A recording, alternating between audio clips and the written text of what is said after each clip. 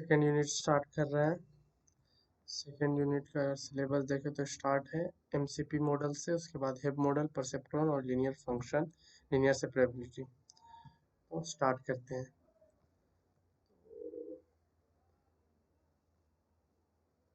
सबसे पहले एमसीपी का फुल फॉर्म है मैकलॉच-पिट्स न्यूरॉन मॉडल।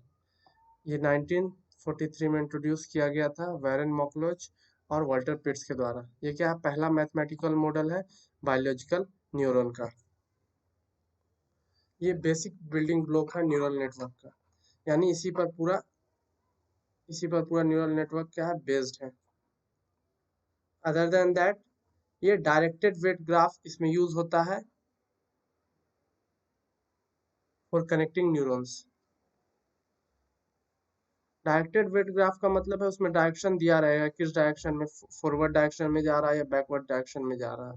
इसका दो पॉसिबल स्टेट होता है, एक्टिव और साइलेंट। एक्टिव 1 आएगा तो वो एक्टिव स्टेट, और साइलेंट जब 0 आएगा। तो ये है इसमें, जैसे जितने भी इनपुट्स आ रहे हैं x1 x2 up to xn, सबका कुछ ना कुछ वेट्स रहेगा। और वेट्स क्या है, सबसे पहले जाएगा तो फंक्शन में जब जाएगा, ये माइक्रोस्पिट्स मॉडल है, उसमें दो पार्ट होता है। पहला होता है एग्रीगेट करता है पूरे वेट्स को और उसको सिंगल न्यूमेरिक वैल्यू में डालता है, और वो सिंगल न्यूमेरिक वैल्यू क्या है, फिर फंक्शन के पास जाता है और फंक्शन क्या है, आउटपुट को प्रोड्यूस करता है। और आउटपुट जो प्रोड्यूस होगा वो फंक्शन ये होता है कि अगर x जो वैल्यू है वो थ्रेशोल्ड से बड़ा है तो 1 आएगा, और अगर थ्रेशोल्ड से छोटा है तो ये 0 आएगा। वो थ्रेशोल्ड क्या है, वो तुम क्या है उससे पता कर सकते हो, टारगेट वगैरह से, या थ्रेशोल्ड तुम्हें पहले से गिवन रहेगा, तो तुम उससे पता कर सकते हो वो एक्टिव स्टेट में है न्यूरॉन या साइलेंट स्टेट में है। यही है, समेशन हो जाता है यहाँ पर, एग्रीगेशन हो जाता है सब इनपुट्स का, और फिर वो फंक्शन में जाता है। बायस थ्रेशोल्ड क्या है, थ्रेशोल्ड वही है, एक स्पेसिफिक वैल्यू होता है, एक मिनिमम वैल्यू होता है जिसपे क्या न्यूरॉन फायर हो जाएगा, और अगर थ्रेशोल्ड से कम है वैल्यू तो वो फायर नहीं होगा। Effective input is larger than T. Effective input अगर लार्जर देन टी है तो वो एक्टिव स्टेट में रहेगा, अदरवाइज वो साइलेंट स्टेट में रहेगा। अब इम्प्लीमेंटेशन ऑफ एंड किस तरीके से होगा, मैकलॉच पिट्स मॉडल यानी एमसीपी मॉडल में वो दिखाया गया है। इस तरीके से हम एक मैक्लोस्पिट्स मॉडल बना रहे हैं। इसको कहते हैं एग्जिबिटरी वेट्स। एग्जिबिटरी वेट्स अगर वो पॉजिटिव है, और अगर निगेटिव है तो उसे कहेंगे इनहिबिटरी वेट्स। और उसके बाद एक आउटपुट y आएगा। तो यहाँ पर x1 अप टू xn और xn+1 अप टू xn+m तक दिया हुआ है। Firing of the output neuron is based upon the threshold. The activation function here is defined as.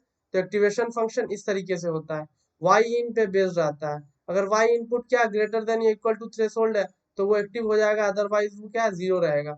इसके लिए हम ये फॉर्मूला भी लगा सकते हैं, इससे भी हम पता कर सकते हैं। थीटा अगर थ्रेशोल्ड का वैल्यू ये है NW-P, इससे पता हमको चल जाएगा कि वो क्या है, ग्रेटर है या नहीं है, यानी थ्रेशोल्ड वैल्यू क्या है इससे हमको पता चल सकता है। लेकिन अदरवाइज हम टेबल से भी पता कर सकते हैं। अब ट्रूथ टेबल हम बना रहे हैं एंड फंक्शन का, x1 xn और y क्या क्या है। तो x1 और xn अगर दिया हुआ तो y आ जाएगा 1 1 के लिए, एंड में 1 होता है, 1 1 यानी दोनों एक्टिव के लिए 1 रहेगा, अदरवाइज और सब कंडीशन में 0 होता है। तो ये टेबल बन गया। नेक्स्ट हमारे पास मैक्लोज पिट्स न्यूरल मॉडल के पास कोई ट्रेनिंग एल्गोरिदम नहीं होता है, तो ये क्या है, एनालिसिस के लिए सिर्फ यूज किया जाता है।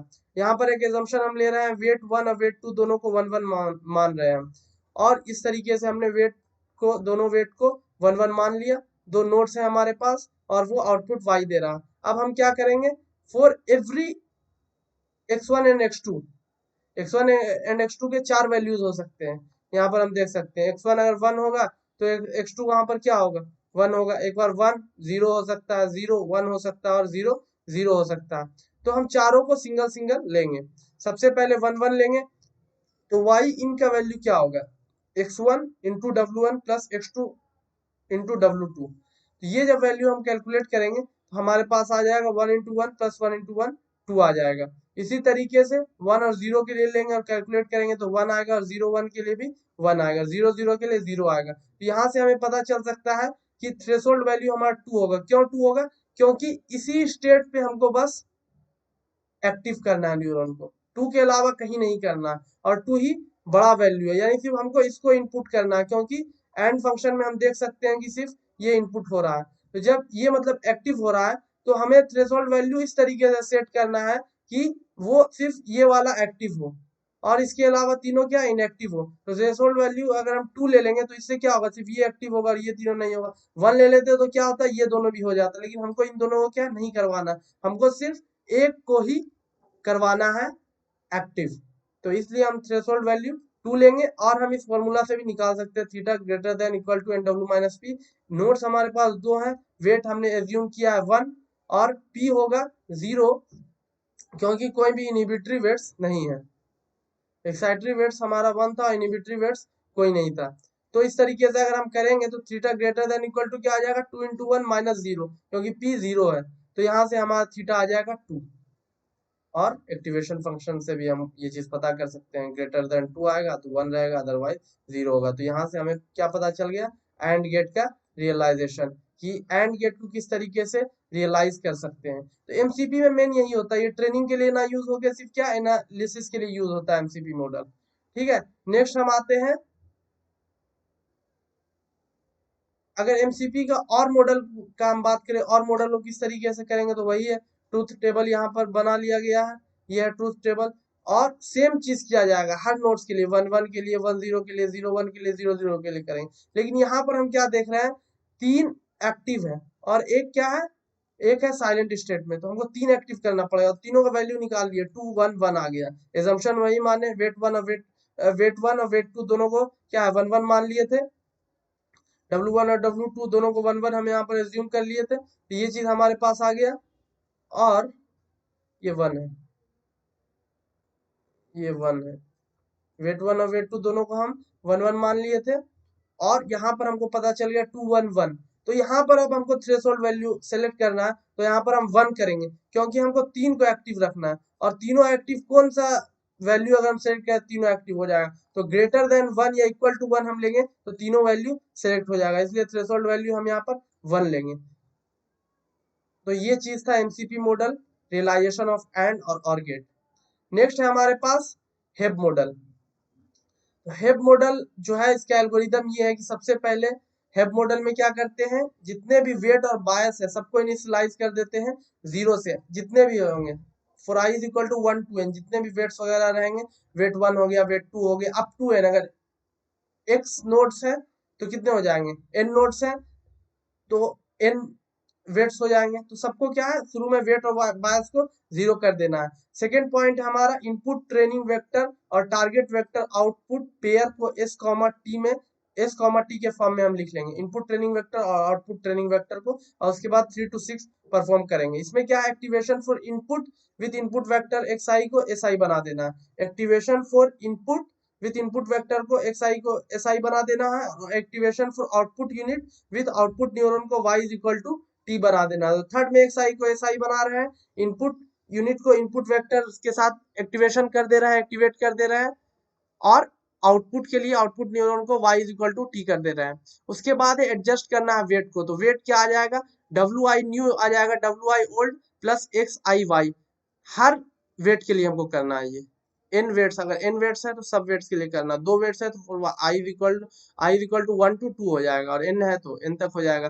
तो न्यू में क्या हो जाएगा, ओल्ड जो पहले वेट रहेगा उसमें xi y, और यही xi y क्या होता है, यही होता है xi y डेल्टा w।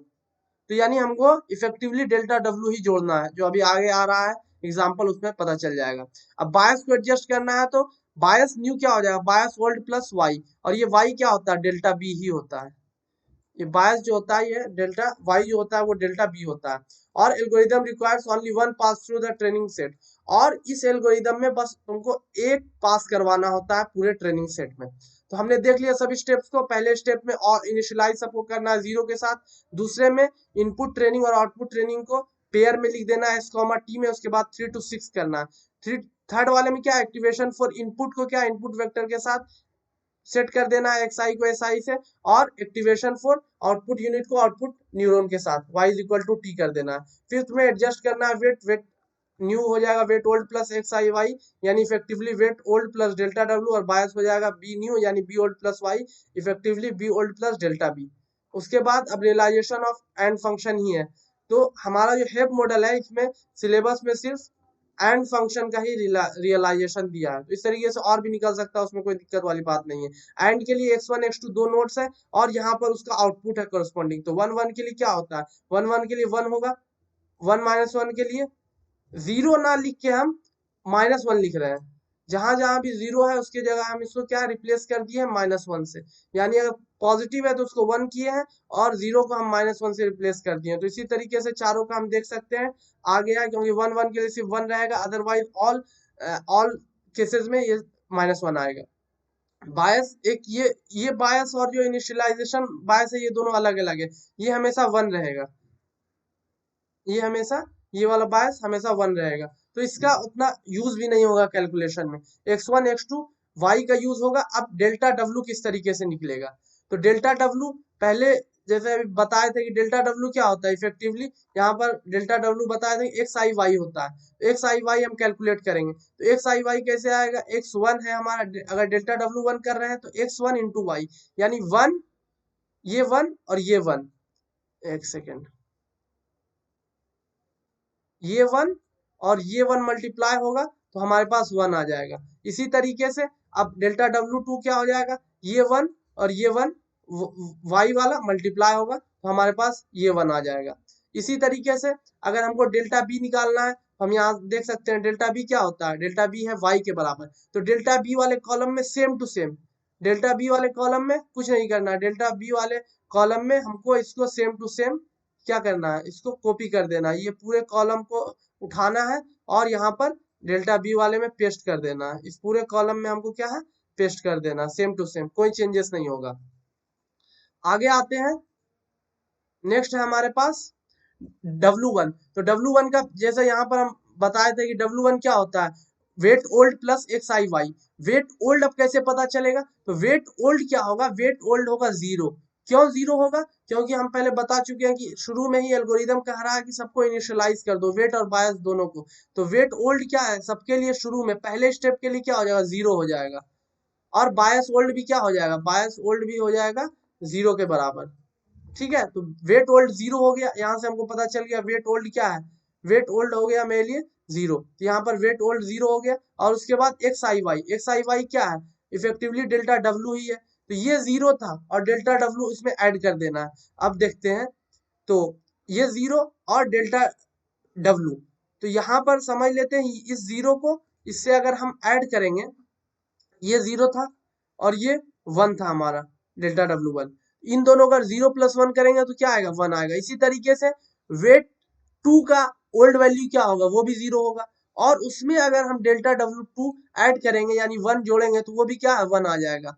और बायस न्यू क्या आएगा, बायस ओल्ड पहले 0 था, अब बायस न्यू क्या है, 1 है। तो फिर 0 + 1 क्या है, 1 हो जाएगा। इसी तरीके से 1 और -1 के लिए देखेंगे तो टारगेट तो पहले ही हम लिख चुके हैं, डेल्टा W1 पे आएंगे तो वही मल्टीप्लीकेशन होगा, 1 × -1 क्या हो जाएगा, 1 × -1 हमारा हो जाएगा, एक सेकेंड, 1 × -1 हमारा क्या हो जाएगा, 1 × एक सेकेंड, यहाँ पर ये वाला ना होके, ये यहाँ पर वाला ना होके ये है 1 और y से मल्टीप्लाई करेंगे, 1 × -1 क्या हो जाएगा, -1 हो जाएगा। सेम इसके साथ केस होगा, -1 × -1 क्या, +1 हो जाएगा। अब डेल्टा W कैसे आएगा, डेल्टा W होता है y के बराबर, तो ये तो हम पहले ही बता चुके हैं, सेम टू सेम कॉलम को रिपीट कर देना, कुछ इसमें चेंजेस नहीं करना। न्यू डेल्टा W1, अब इसमें क्या है ना, यहाँ समझना, अब इसके लिए वेट ओल्ड ये वाला नहीं रहेगा, अब इसके लिए वेट ओल्ड हो जाएगा इससे ऊपर वाला। यानी अगर सेकेंड, हम अगर रो का बात कर रहे हैं ना, सेकेंड रो, तो इसका फर्स्ट रो वाला जो इसके ऊपर वाला वैल्यू था, इसके लिए ओल्ड वैल्यू हो जाएगा। तो यानी ये 1 और इसके लिए इसका डेल्टा W 1 और -1 क्या आ जाएगा, ये 0 आ जाएगा। इसी तरीके से इसके लिए क्या हो जाएगा, 1 और +1 ये 2 हो जाएगा। और बी न्यू क्या है, बी ओल्ड भी इसके ऊपर वाला 1 और डेल्टा बी का वैल्यू -1 है, 1 -1 0। इसी तरीके से हम चारों के लिए करेंगे, -1 इंटू y -1 करेंगे तो डेल्टा क्या आ जाएगा, 1 और -1 क्या आ जाएगा, 1 आ जाएगा। और 1 और -1 आ जाएगा -1। और इसी तरीके से W1 आ जाएगा 0 -1, W1 आ जाएगा 0 और ये 1 है तो 0 + 1 1 आ जाएगा। और नेक्स्ट है 2 और -1, ये 1 आ जाएगा। और बी ओल्ड का वैल्यू है मेरे पास -1 और इससे ऊपर है 0, -1 0 -1। इसी तरीके से हम चारों को कर देंगे और हमारा रियलाइजेशन ऑफ हेब मॉडल कंप्लीट हो जाएगा यहाँ पर। तो यही था हेब मॉडल, इससे ज्यादा इसमें कुछ नहीं है। बस इस टेबल को बना लेना, इसमें क्या क्या चीज एंटर करना है इस चीज को समझ लेना है, क्या क्या डालना है। सबसे पहले एंड गेट है तो उसका 2 नोट्स होगा, x1 x2 होगा, एक बी एक्स्ट्रा ऐड करना है क्या जो जिसका पूरा ऑल वैल्यूज 1 होगा। इसका यूज कुछ नहीं है टेबल में, लेकिन बी को तुमको इंक्लूड करना है इस टेबल में। और वाई जो है वो है टारगेट, जो भी तुम्हारा एंड गेट का टारगेट आ रहा है 2 इनपुट के लिए। डेल्टा W1 क्या है? डेल्टा W1 है change in weight, delta W2 change in weight 2, delta b है change in bias, new W1 जो वेट जो आ रहा है, और जो ये वैल्यू आएगा ना लास्ट में 2 2 -2, इसी से एक न्यूरल नेटवर्क बनेगा। और वो न्यूरल नेटवर्क इस तरीके से होगा, ये वाला। x1 मेरा 2 आया था, मेरे पास 3 वैल्यू आया था 2 2 और -2। तो ये क्या था? ये था न्यू W1, ये था न्यू W2 और ये था बायस। तो देखो बायस वाले में हम बायस लिख दिए -2, x1 यानी इसका वेट, न्यू W1 का वेट यहाँ लिख दिए, वेट x1 वाले में वेट 1 लिख दिए और x2 वाले में वेट 2 लिख दिए, और ये y इनपुट आ गया। यही है इसका diagram, realization of and using Hebb. Next आते हैं परसेप्ट्रॉन नेटवर्क पर। परसेप्ट्रॉन क्या है? Simple type of artificial neural network है और लीनियर क्लासिफायर भी है। लीनियर क्लासिफायर क्या होता है ना, लीनियर क्लासिफायर होता है, लीनियर लाइन से तुम क्लासिफाई अगर कर सकते हो दो सेट ऑफ क्लास को, तो वो होता है linear classifier. For an example, तुम्हारे पास अगर ये मैप है और यहाँ पर वैल्यू है, ये एक अलग क्लास है ये वाला, और ये एक अलग क्लास है। तो अगर हम देखें तो क्या है, इन दोनों चीजों को हम किस सेपरेट कर सकते हैं एक लाइन से? हाँ। और ये लाइन का जो इक्वेशन होगा वो लीनियर इक्वेशन होगा। अगर वो लीनियर इक्वेशन बन रहा है उस लाइन का, तो वो लीनियरली क्लासिफाइबल है। और अगर नहीं तुम सेपरेट कर सकते हो तो वो लीनियर क्लासिफायर नहीं है। तो ये परसेप्ट्रॉन क्या है? Simple type of ANN network है और लीनियर क्लासिफायर भी होता है। अब नेक्स्ट क्वेश्चन आता है, लीनियरली क्लासिफाइबल कब नहीं होगा? इस केस में नहीं होगा अगर यहाँ पर ये दोनों अलग सेट है, सर्कल वाले और स्क्वायर वाले। अब ये बताओ तुम इसको कैसे, इन दोनों को कैसे सेपरेट करोगे? तो इनको सेपरेट तुम इस तरीके से कर सकते हो अगर तुम ये करो तब। इसके अलावा तुम इसको सिंगल लाइन या स्ट्रेट लाइन से तुम इसको सेपरेट नहीं कर सकते। और इसका जब इक्वेशन निकालोगे तो इसका इक्वेशन क्या आएगा? क्वाड्रेटिक आएगा। इसका इक्वेशन लीनियर नहीं आएगा। तो ये क्या लीनियरली क्लासिफाइबल नहीं है। तो इसमें यही चीज है मेन। अब नेक्स्ट इसके आगे आते हैं। तो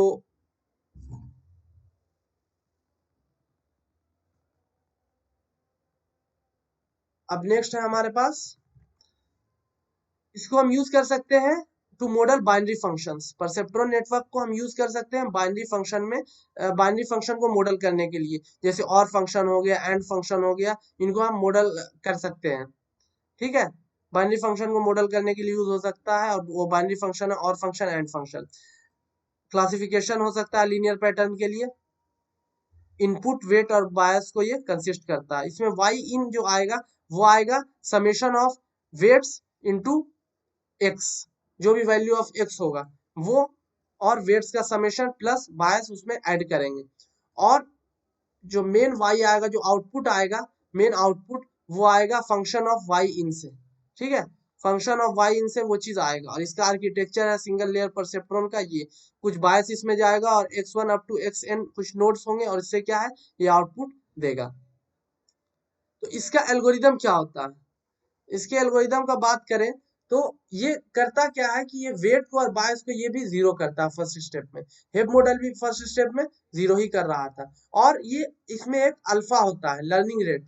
अल्फा जो होता है उसको 0 से 1 के बीच में कुछ भी सेट करना होता है, उसके हिसाब से ही प्रॉब्लम सॉल्व होगा। और स्टॉपिंग क्राइटेरिया अगर फॉल्स रहेगा तब 3 to 7 करना है, और नहीं तो क्या है, 3 to 7 नहीं करना है।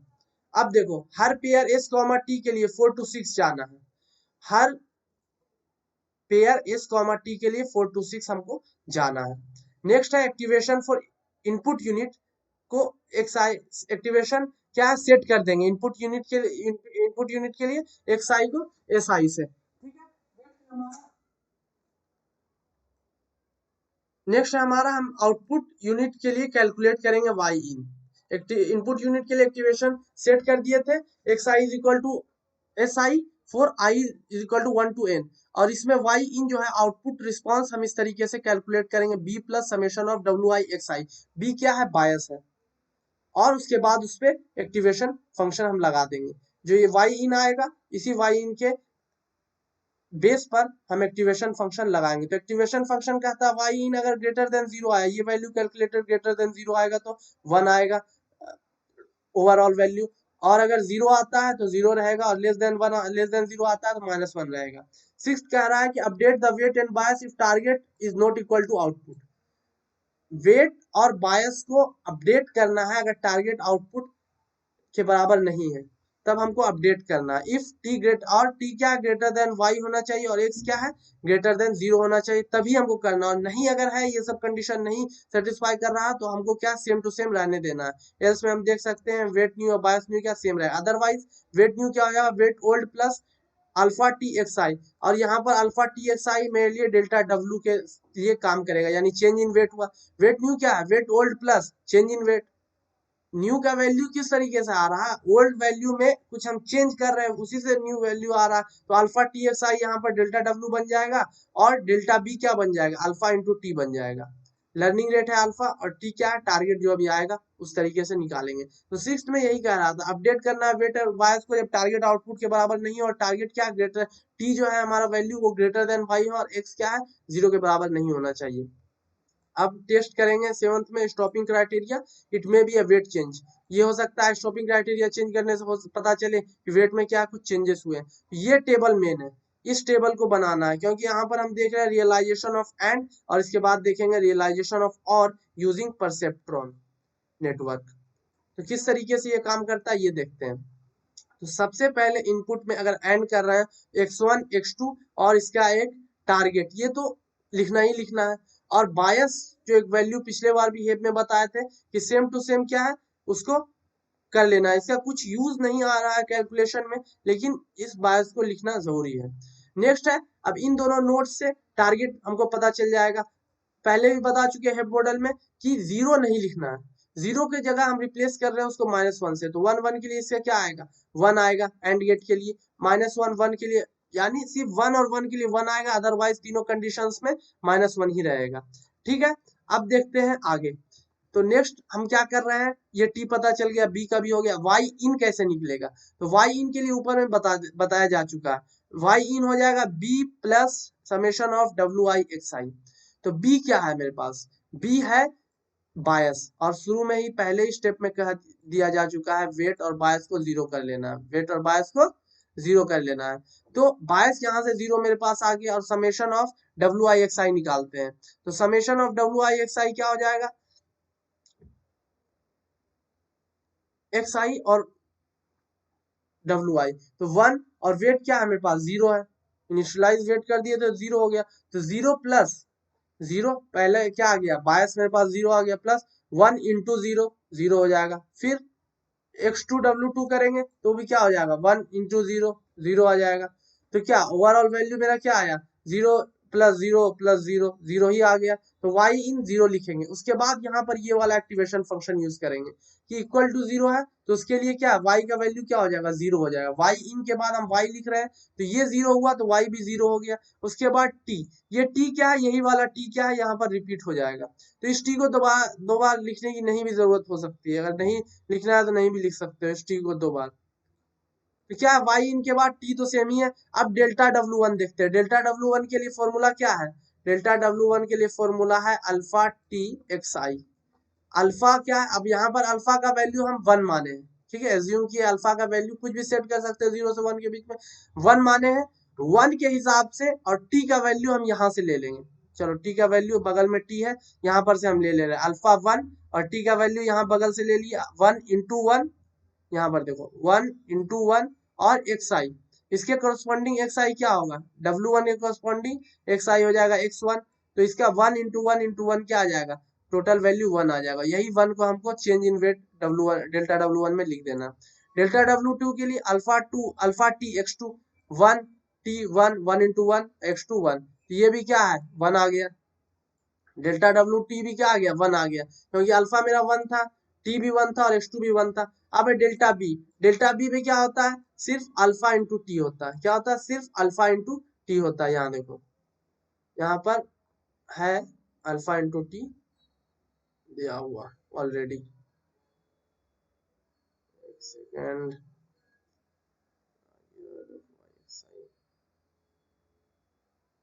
ठीक है, अल्फा इंटू टी होता है यहाँ पर है।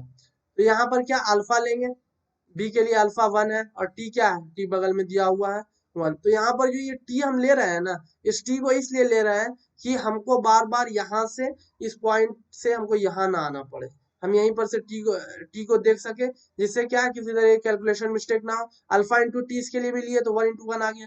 और वेट 1, अब वेट 1 क्या आएगा, पहले ही बता चुके हैं, वेट 1 होगा यानी वेट न्यू है, ये क्या है, वेट न्यू है। तो वेट न्यू क्या होगा, old plus change in weight. Old zero दिया हुआ इनिशियलाइज क्योंकि जीरो किए थे, तो जीरो ओल्ड प्लस चेंज कितना हुआ, 1 हुआ, तो 0 प्लस 1 क्या है, 1 आ गया।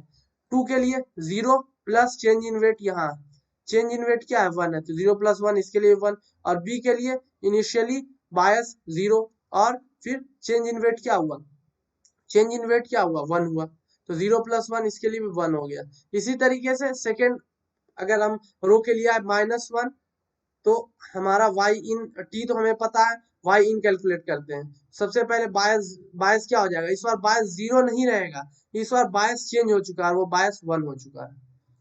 तो हमारा बायस क्या हो गया, बायस हमारा हो गया 1। अब आगे देखते हैं, बायस जब 1 हो गया और summation of x I W I यानी x1 w1 करेंगे, और इस बार W1 का भी वैल्यू हमारा चेंज हो चुका है, W1 यहाँ पर है, ठीक है, और W2 का भी। तो -1 इंटू 1 क्या हो जाएगा, -1। तो यहाँ पर हम देख सकते हैं, एक सेकेंड यहाँ पर पेन से कर लेते हैं। तो अगर इसको थोड़ा सा इरेज किया जाए, इरेज अगर इसे कर लें और यहाँ पर कैलकुलेट करने की कोशिश करें कि क्या क्या हो रहा है, तो तो अगर हमें कैलकुलेट करना है y इन का वैल्यू है क्या, b प्लस x1, उस करस्पॉन्डिंग रो के लिए x1 w1 plus x2 w1 plus x2 w2, x2 into w2। चलो तो कैलकुलेट करते हैं, क्या आ जाएगा, ये वैल्यू हमारे पास आ जाएगा, बायस का वैल्यू 0 हो गया, ठीक है, x1 का वैल्यू इसके लिए -1 है, और W1 यहाँ पर अगर हम देखें तो ये W1 जो है ना, ये W1 1 दिया हुआ है, क्योंकि इसके लिए ये ओल्ड मतलब ये वाला W1 कंसीडर किया जाएगा, ये 0 वाला नहीं, क्योंकि इसको ये सबसे पहले इनिशियल स्टेज के लिए था, लेकिन पहला अगर हमने रो कैलकुलेट कर लिया तो इसके लिए ये 1 बन जाएगा। तो -1 इंटू 1 और यहाँ पर प्लस, अब वेट 2 क्या है, x2 क्या है, x2 1 है, और यहाँ पर वेट 2 क्या है, 1 इंटू 1 है, वेट 2 क्या है, 1 है, x2 भी 1 और वेट 2 भी 1। अब क्या आएगा ये देखते हैं, तो 0 का 0 रह जाएगा, -1 इंटू 1 हो जाएगा -1 और +1 हो जाएगा। तो इफेक्टिव क्या आ रहा है, इफेक्टिव वैल्यू तो 0 ही आ रहा है ना, इफेक्टिव वैल्यू मेरा क्या आ गया, 0 आ गया। तो यही 0 यहाँ पर, एक सेकेंड, बायस, अच्छा बायस यहाँ पर 0 नहीं है, बायस भी तो चेंज हो गया है, बायस 0 नहीं हो गया, क्या बायस भी तो चेंज हो गया, और वो बायस क्या है, बायस 1 हो गया। तो यहाँ पर बस 1 पुट करना है, यहाँ हर जगह क्या 1 पुट करेंगे अगर हम, तो टोटल सॉल्यूशन भी कि मेरा क्या आ जाएगा, 1 आ जाएगा। तो यहाँ पर देख सकते हैं कि ये क्या है, 1 y इन आ गया, और उसके बाद यहाँ पर से एक्टिवेशन फंक्शन ले लेंगे, ग्रेटर देन 0 के लिए क्या है, एक्टिवेशन फंक्शन क्या है, 1 ले लो, तो 1 ले लिए यहाँ पर हम, y क्या आ गया, 1 आ गया। इसी तरीके से डेल्टा w हम कैलकुलेट करेंगे, delta w alpha t x i, alpha का वैल्यू यहाँ पर क्या है, 1 माने तो 1 रहेगा, t बगल में वैल्यू है -1, 1 इंटू -1 हो गया, और x1 का वैल्यू भी -1 है, तो 2 माइनस और एक प्लस, 2 माइनस -1 क्या हो जाएगा, +1 हो जाएगा, +1 को +1 से मल्टीप्लाई करेंगे तो क्या आ जाएगा, 1 आ जाएगा। डेल्टा w2 देखो, डेल्टा w2 हो जाएगा, अल्फा का वैल्यू 1, टी का वैल्यू क्या हो जाएगा, -1, यानी -1 अभी तक है इफेक्टिव, और -1 इंटू 1 करेंगे तो क्या -1 आ जाएगा। W1 क्या है, W1 में ओल्ड वैल्यू इसके ऊपर वाला वैल्यू 1 है, और इसके करस्पॉन्डिंग क्या है, चेंज इन वेट क्या हुआ है, चेंज इन वेट हुआ है 1 के बराबर, तो 1 और 1 क्या हो जाएगा, इफेक्टिव 2 हो जाएगा। अब इसके लिए क्या हो जाएगा, ओल्ड वैल्यू 1 और चेंज इन वेट क्या है -1, 1 प्लस -1 क्या हो जाएगा 0 हो जाएगा। बी के लिए क्या हो जाएगा ओल्ड वैल्यू 1 और चेंज इन बायस क्या हो जाएगा -1 प्लस 1 0। तो इसी तरीके से इन दोनों के लिए भी हम कैलकुलेट कर लेंगे और हमारे पास ये वैल्यू आ जाएगा, ये मेन है। इससे आर्किटेक्चर फिर हम बनाएंगे realization of and using perceptron. ये क्या होगा ये देखो 2 -2 आ गया ना, तो बायस का वैल्यू -2 रखेंगे और दोनों वेट का वैल्यू 2 रखेंगे। तो अगर इसका नहीं बना हुआ है तो इसका शायद डायग्राम नहीं बना हुआ, डायग्राम बनाते हैं। तो डायग्राम कुछ इस तरीके से बनेगा, ये बायस रहेगा, ये x1 नोड रहेगा, ये x2 नोड रहेगा, ये y के पास जाएगा, इससे एक आउटपुट कुछ जनरेट होगा y। यहाँ से जब जाएगा ना तो ये तीनों अगर गया तो इन तीनों का वेट क्या होगा ये देखो, इनका वेट क्या होगा 2 -2 है, यानी इन दोनों का वेट x1 और x2 का वेट क्या हो जाएगा, ये अगर x1 है और ये x2 है, इन दोनों का वेट 2 रहेगा और बायस का वेट क्या है -2 रहेगा। तो यही इसका पूरा आर्किटेक्चर बनेगा। अब और के लिए सेम टू सेम है, रियलाइजेशन ऑफ और में कुछ नहीं करना है, उस टेबल को बनाना है, उसी तरीके से हर चीज परफॉर्म करना है। और यहाँ पर मेरा वैल्यू 2 2 2 और -2 आएगा, 2 2 2 -2 2 2 2। अच्छा सिर्फ तीनों 2 आएगा, -2 नहीं होगा, तीनों क्या है 2 रहेगा। तीनों 2 रहेगा तो इसका आर्किटेक्चर बना लेंगे। यहाँ पर हम देख सकते हैं बायस को 2 रखा, x1 का वेट को 2 रखा और x2 का भी वेट को 2 रखा और ये आउटपुट आया। ये क्या रियलाइजेशन ऑफ और यूजिंग परसेप्ट्रॉन। अब है लीनियर सेपरेबिलिटी। लीनियर सेपरेबिलिटी लास्ट टॉपिक है यूनिट 2 का। लीनियर सेपरेबिलिटी रेफर करता है फैक्ट को दैट क्लासेस ऑफ पैटर्न्स। अब कोई क्लास है उसमें बहुत सारे पैटर्न्स है, n डायमेंशनल वेक्टर है, उसमें क्या है बहुत सारे वेक्टर्स हो सकते हैं x1 x2 up to xn can be separated with a single decision surface. तो लीनियर सेपरेबिलिटी यही कहता है कि बहुत से क्लासेस होंगे और लेकिन उन सब क्लास को एक क्लास 1 हो सकता है Cl1 और इसी तरीके से Cl2 हो सकता है। इन सब क्लासेस को अगर तुम एक सिंगल लाइन से सेपरेट कर सकते हो, फॉर एग्जांपल ये एक क्लास है सर्कल वाला और एक है स्क्वायर वाला, इनको अगर सिंगल लाइन से सेपरेट कर सकते हो तो उसको कहा जाएगा लीनियर सेपरेबल। ठीक है, उसको क्या कहा जाएगा लीनियर सेपरेबल कहा जाएगा, यही चीज इसका डेफिनेशन है। नेक्स्ट देखते हैं when two classes of patterns that can be separated by decision boundary represented by linear equation is called linear. और उस लाइन का इक्वेशन कैसा होना चाहिए लीनियर होना चाहिए, तो वो लीनियर सेपरेबल हो जाएगा। तो इसी चीज को फिर अदर वर्ड्स में लिखा है कि ये property of data points being separable by separate line. कोई भी डेटा पॉइंट्स अगर वो सेपरेट हो सकता है एक सेपरेट लाइन से फीचर स्पेस में तो उसको लीनियर सेपरेबल कहेंगे। तो यही कह रहा है when data is linearly separable it means you can draw a line that clearly separate different classes of data point. Different classes of क्या है ये different classes of data point, बहुत सारे क्लास होंगे उसके अलग अलग डेटा पॉइंट्स को तुम क्या है एक सिंगल लाइन से सेपरेट कर सकते हो तो उसको कहेंगे लीनियरली सेपरेबल। तो यहाँ पर हम देख सकते हैं उसी का एग्जांपल, ये कुछ क्लास x1 था, ये क्लास x2 था, इसको हम सेपरेट कर रहे हैं इस लाइन से, इसको अगर हम इस लाइन से सेपरेट कर रहे हैं, ठीक है, इसको हम इस लाइन से सेपरेट कर रहे हैं तो क्या लीनियरली सेपरेबल हो जाएगा। x1 x2 क्लासेस क्या है लीनियरली सेपरेबल है।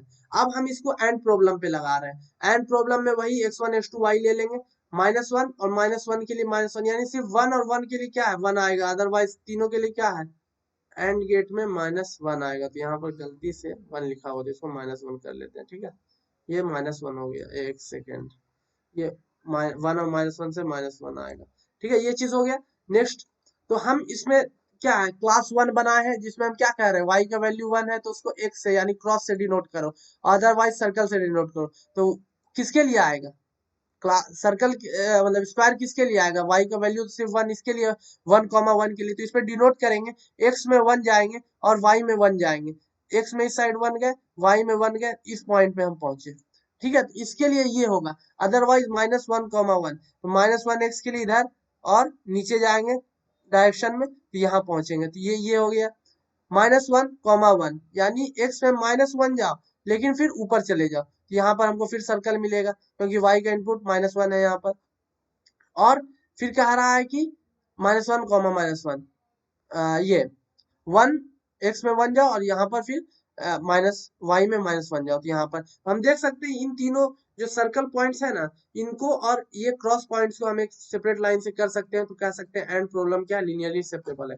और के लिए सेम चीज करेंगे क्लास 1 जिसका आउटपुट 1 आ रहा है और एक का आउटपुट -1 आ रहा, दोनों का करेंगे, दोनों को क्या है हम प्लॉट करेंगे ग्राफ पे 1,1 और 1,-1 के हिसाब से। तो ये चीज अगर हम देखेंगे ना, तो यहाँ पर हम देख रहे हैं -1 वाला जो है वो सिंगल है, और उसको हम किससे डिनोट कर रहे हैं, उसको हम डिनोट कर रहे हैं इस सर्कल से। तो ये यहाँ पर आएगा -1,-1। अदरवाइज तीनों क्या है, अगर प्लॉट करेंगे तो हमारा इस तरीके से क्रॉस आएगा, और इसको भी हम क्या है एक सेपरेट लाइन से सेपरेट कर सकते हैं।